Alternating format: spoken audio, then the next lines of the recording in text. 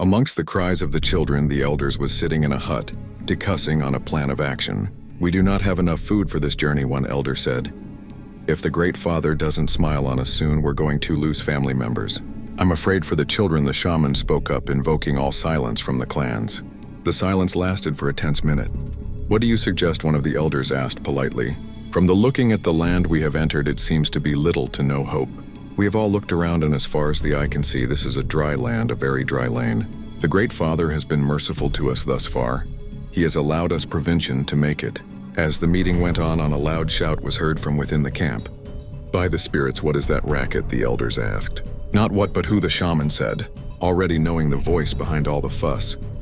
"Let us go see what mischief rebellious Thomas has in store for us today." Thomas, an elder, exclaimed. In unison voice said, "I thought he was one of the ones that went missing. Surely he died being so young out in the wilderness alone. Thomas has a long life ahead of him," the shaman spoke. No one spoke against what the shaman said.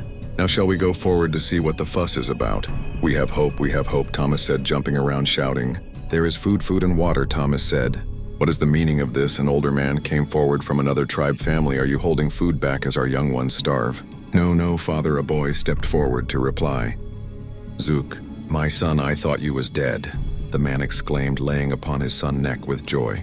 "This reunion is a great thing," another said. "But we shall all perish if we do not get water and food soon." "Rebellious Thomas, what is it you and Zook have found?" "Well, over yonder, where the great ball of fire rises from the earth, we have seen food and water," Thomas said, pointing the way back which they had come. "Thomas, we cannot go back. We don't have enough provisions to make that journey. Are you trying? Send us to our death."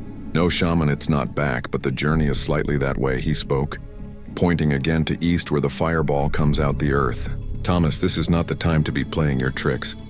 The people was carrying on in a frenzy. The shaman was looking at Thomas as if reading him. Finally he spoke. "The boy doesn't lie about this.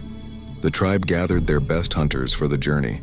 They went to a hut to wake the scout up for this journey. The men didn't believe Thomas, so they didn't want to get lost. The hunting party took off at once, seeking the food that was promised. The journey took 2 days to make, and still there was no signs of anything Thomas had said. Late in the evening they came to a creek. The hunters let out a war cry of joy and ran to get water. No, wait," Thomas tried to stop them.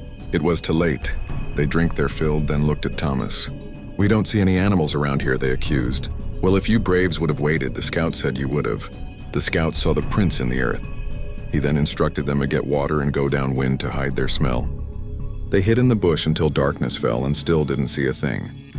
The men was getting upset. "We left our families to die of hunger because of you, Thomas," some said.